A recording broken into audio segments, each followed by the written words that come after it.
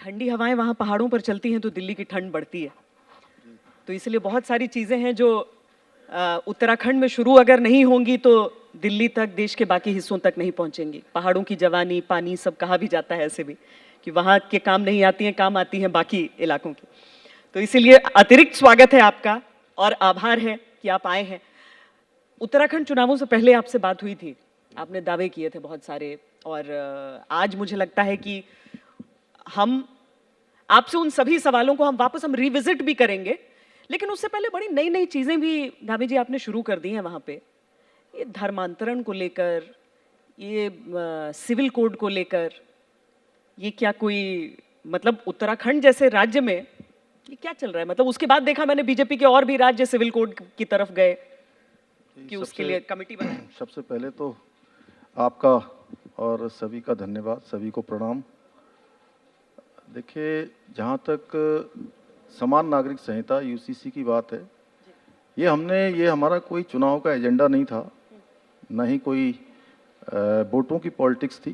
ये उत्तराखंड राज्य की ज़रूरत थी और वो हमने पहले ही कहा था कि हम नई सरकार के गठन होते ही इन सब पर काम करेंगे, और नई सरकार के गठन होते ही हमने उस पर काम किया है। और धर्मांतरण की जो बात है, धर्मांतरण एक बहुत बड़ी समस्या है, और विशेषकर से उत्तराखंड जैसे राज्य में जहाँ धर्म, संस्कृति और अध्यात्म तीनों का केंद्र बिंदु है, वहाँ पर लगातार तेजी से धर्मांतरण हो रहा था, मतांतरण हो रहा था। भोले भाले लोगों को तमाम प्रकार से बहलाकर, फुसलाकर, कुछ प्रलोभन देकर या कुछ मनगढ़ंत चीज़ें बताकर, अलग अलग तरीके से, जोर जबरदस्ती से भी धर्मांतरण लगातार हो रहा था, और ये एक बड़ी समस्या वहाँ बन गया था। इसलिए हमने इस पर एक कानून बनाने का निर्णय लिया, और कानून भी कड़ा कानून, जिसमें भी कोई भी धर्मांतरण करेगा, कोई भी मतांतरण करेगा तो उसको पहले तो जिलाधिकारी से वहाँ परमिशन लेनी होगी, और अगर ज़बरदस्ती कोई इसमें पाया जाएगा तो हम उसके खिलाफ जो है कार्रवाई करेगी, सरकार करेगी, प्रशासन करेगा, और 10 साल तक की कैद का भी हमने इसमें प्रावधान किया, क्योंकि उत्तराखंड राज्य की ज़रूरत है। और जैसा आपने अभी कहा कि उत्तराखंड से ही सारी चीज़ें शुरू होती हैं, जो हमारे प्राकृतिक जितने भी स्रोत हैं वो हैं उत्तराखंड में, लेकिन वो पूरे देश के काम आते हैं। चाहे हम पर्यावरण की बात करें, चाहे हम गंगा यमुना जैसी और जो प्रभावान होने वाली काली, सरयू, तमाम प्रकार की जो हमारी नदियां हैं, वो सबके काम आती हैं। इसलिए उत्तराखंड में जो शुरू होता है वो पूरे देश में जाता है।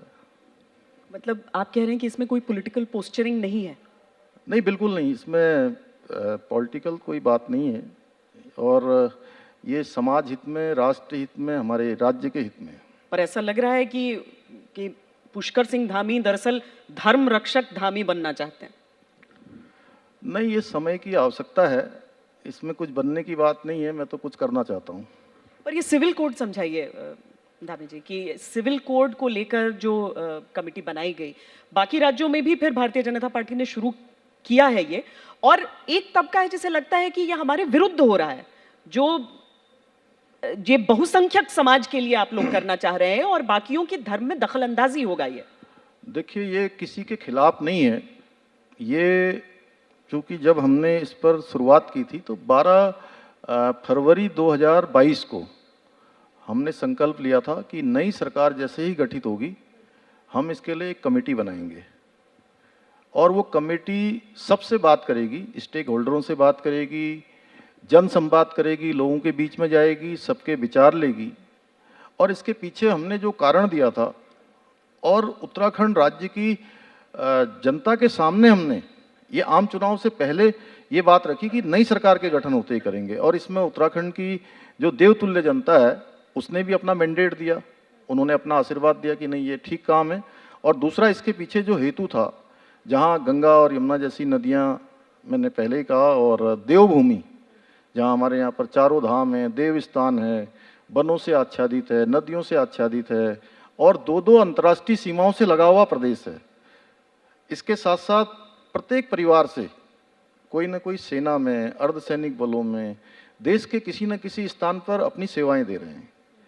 तो उत्तराखंड राज्य के अंदर हमने कहा कि कोई किसी धर्म का हो, संप्रदाय का हो, पंथ का हो, किसी जाति का हो, सबके लिए एक समान कानून होगा, समान नागरिक संहिता होगी, जिसके कारण से किसी को कोई, हमने किसी विशेष व्यक्ति के लिए, किसी विशेष वर्ग के लिए, किसी विशेष संप्रदाय के लिए ये नहीं किया है। हमने तो सबके लिए किया है, जो हमारे माननीय प्रधानमंत्री जी का है, सबका साथ, सबका विकास, सबका विश्वास और सबका प्रयास, उसी को आगे बढ़ाने का काम उत्तराखंड में किया है। और मुझे खुशी है कि उत्तराखंड के बाद गुजरात की सरकार ने भी वहाँ निर्णय ले लिया था कमेटी बनाने का, और वो उस पर भी आगे काम चलेगा। कर्नाटका ने भी इस पर निर्णय लिया है, मध्य प्रदेश ने भी लिया है। सभी राज्य आगे आ रहे हैं और देश भर के सभी राज्य इसमें आएंगे, क्योंकि माननीय न्यायालय ने भी, सुप्रीम कोर्ट ने भी कहा है कि इसका पालन होना चाहिए, और सबको उन्होंने न लागू होने पर अपनी तरफ से जो है राज्यों को बार बार निर्देश दिए हैं।